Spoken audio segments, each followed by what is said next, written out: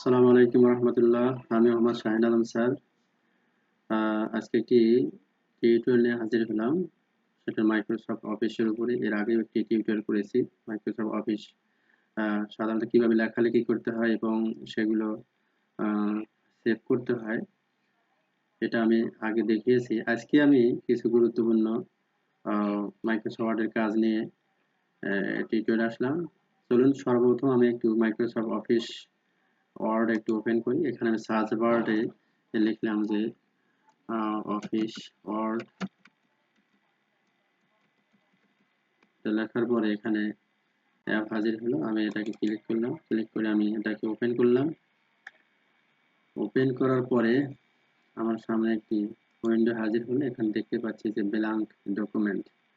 আমি ব্ল্যাঙ্ক ডকুমেন্টে একটা ক্লিক করলাম। এখানে একটা পেজ হাজির হলো। আমি সর্বপ্রথম যেটা করব সেটাকে পেজটাকে আমি সেট আপ করবো। পেজ সেট আপ করে নেই। পেজ সেটআপের জন্য আমাদেরকে উপরে দেখতে পাচ্ছি যে মেনু বারে লেআউটে যেতে হবে। লেআউটে ক্লিক করার পরে আমার সামনে কিছু উইন্ডো হাজির হলো। সেটা হলো প্রথমে মার্জিন দেখতে পাচ্ছি। আমি এখানে মার্জিনে ক্লিক করলাম। মার্জিনে বিভিন্ন ধরনের মার্জিন আছে এখানে, যেমন প্লাস কাস্টম সেটিং, এরপর নরমাল, ন্যারো, মডারেট, ওয়াইড, মেরু, অফিস, বিভিন্ন ভাবে করা যায়। তো সাধারণত আমরা নরমাল দিয়েই কাজটা শুরু করলাম। নরমালে ক্লিক করলাম। এটাকে আমি ইচ্ছে করলে এটাকে বাড়িয়ে কমিয়ে নিতে পারবো। এরপরে ওরিয়েন্টেশন একটু ক্লিক করি। আমি পোর্ট্রেট বলতে এখানে লম্বা বেশি হবে, এসে প্রস্থ কম, এটা পোর্ট্রেট। এবং আরেকটা আছে সেটা হচ্ছে ল্যান্ডস্কেপ। ল্যান্ডস্কেপ ক্লিক করার পরে দেখা যাচ্ছে একটু পেজটা প্রসারিত হয়ে গেল, অর্থাৎ ওয়াইডটা বড় হয়ে গেল এবং হাইটটা কম হয়ে গেল। আমি পোর্ট্রেটে সিলেক্ট করলাম, পোর্ট্রেটেই আমি কাজ করার জন্য রেডি করলাম। এরপরে আসি সাইজ। সাইজে দেখলাম এখানে পেপার সাইজ কত হবে, বিভিন্ন ধরনের পেপার সাইজ আছে। এখান থেকে পেপার সাইজটা নিয়ে কাজ করতে হয়। আমি A4টা নিয়েই কাজ করতে চাচ্ছি। দেখি যে A4 কোথায় আছে। সাইজ লিগ্যাল আছে, বিভিন্ন ধরনের সাইজ আছে। সেক্ষেত্রে A4টা কোথায়, একটু A4টাকে আমি বেছে নেব। A4 উপরেই আছে, A4টাকে আমি ক্লিক করলাম। এরপরে তাহলে মার্জিন, ওরিয়েন্টেশন, সাইজ এগুলো হয়ে গেল।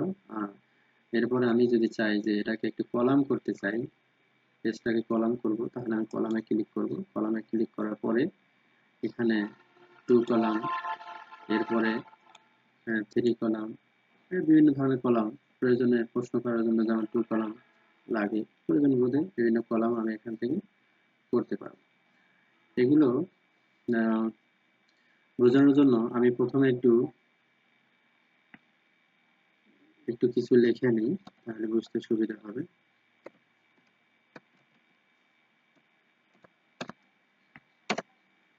আমি এখানে কিছু লিখছিলাম, লেখার পরে এখানে আমি একটু দেখি যে এটা কত কলামে আছে। কলাম এখানে 3 কলাম আছে, যার কারণে আমার হচ্ছে, আমি যদি এটাকে 1 কলাম সেট করি তাহলে এটা 1 কলাম হবে।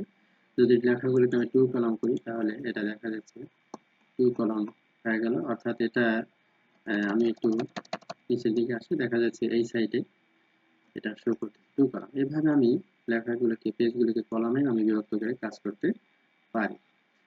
আচ্ছা, এরপরে আমি আবার একটু ফেরত আসি, 1 কলামেই আমি এটাকে কি করি। এরপরে লেখাগুলোকে আমি চাচ্ছি যে একটু ফন্টটা চেঞ্জ করে দিব। ফন্টটা চেঞ্জ করার জন্য আমাদেরকে হোমে যেতে হবে। হোমে যাওয়ার পরে এখানে দেখতে পাচ্ছি যে ক্যালভারি বডি আছে, এটাকে আমি একটু চেঞ্জ করতে চাই। ড্রপ ডাউন বাটনে ক্লিক করলাম, ক্লিক করার পরে টাইমস নিউ রোমান দিলাম। দেখেন এটা টাইমস নিউ রোমান ফন্টগুলো চেঞ্জ হয়ে গেল। আমি চাচ্ছি যে ফন্টগুলোর সাইজটা একটু বাড়িয়ে কমিয়ে দিতে। সেক্ষেত্রে এখানে লেখা আছে 11 সাইজ, এটাকে আমি 16 বা 14তে নিলাম, এমন অবস্থা হলো। আচ্ছা, এরপরে আমি চাচ্ছিলাম যে অ্যালাইনমেন্ট দিতে। এখানে দেখেন এটা হচ্ছে অ্যালাইনমেন্ট, এখানে লেফট অ্যালাইনমেন্ট, এটা হচ্ছে মিডল, সেন্টার, রাইট অ্যালাইনমেন্ট, এটা জাস্টিফাই। তাহলে এটা দেখা যাচ্ছে এখানে যেহেতু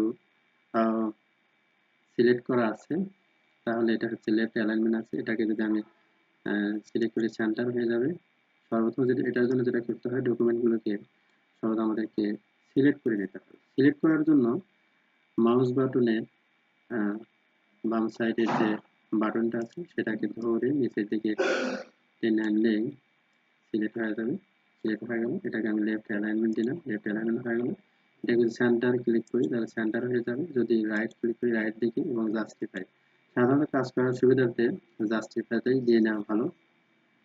আচ্ছা, এরপরে আমি চাচ্ছি যে এই পেজে একটু পেজ নাম্বার দিতে। তাহলে আমার কি করতে হবে, ইনসার্টে যাব আমি। ইনসার্টে যাওয়ার পরে দেখবো যে পেজ নাম্বার কোথায়। এখানে দেখতে পাচ্ছি যেটা পেজ নাম্বার, এখানে ক্লিক করলাম। ক্লিক করার পরে আমি চাচ্ছি যে top, bottom, page, margin, current position, বিভিন্ন জায়গায় পেজ নাম্বার দেওয়া যায়। আমি এখানে টপ পজিশনে আমি পেজ নাম্বার দিতে যাচ্ছি। এখানে দেখেন, এখানে পেজ নাম্বার হয়ে গেল উপরে। এখন আমি যতই নিচের দিকে যাব, আমি এন্টার যদি চাপি নিচের পেজে যাওয়ার জন্য, তাহলে এখানে 2 নম্বর পেজ, এইভাবে পেজ নাম্বার হতে থাকে। এরপরে আমি চাচ্ছি যে এটাকে একটু কালারিং করতে। আমি প্রথম অংশটাকে যদি সিলেক্ট করি এবং এখানে কালারিং প্রেস করি, তাহলে এখানে লাল কালার দিলাম, লাল কালার হয়ে গেল। আমি চাচ্ছিলাম যে এই অংশটাকে একটু বোল্ড করতে, তাহলে সিলেক্ট করার পরে যে বোল্ড, যেটা দেখতে পাচ্ছি এটা বোল্ড, এটাকে ক্লিক করলাম, বোল্ড হয়ে গেল। আমি চাচ্ছিলাম যে এই অংশটাকে ইটালিক করতে, অর্থাৎ এখানে এটা হচ্ছে ইটালিক, এটাকে ক্লিক করলাম, ইটালিক হয়ে গেল। এরপরে আমি চাচ্ছি যে এই অংশটাকে একটু আন্ডারলাইন দিতে, তাহলে এখানে ক্লিক করলে আন্ডারলাইন হয়ে যাবে। এরপরে শেষের অংশটাকে আমি যদি চাই যে না ক্রস দিতে, সেক্ষেত্রে এখানে পাশেই ক্রস আছে, এটা ক্রস হয়ে গেল। এভাবেই সাধারণত মাইক্রোসফটের বিভিন্ন কাজগুলো আছে।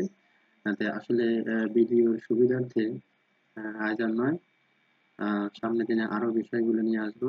এটা একটা ধারাবাহিক প্রক্রিয়া, ফর দি বিগিনিং লার্নার্স।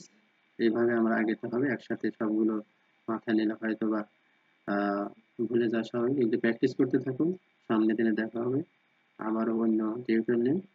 আল্লাহ হাফেজ।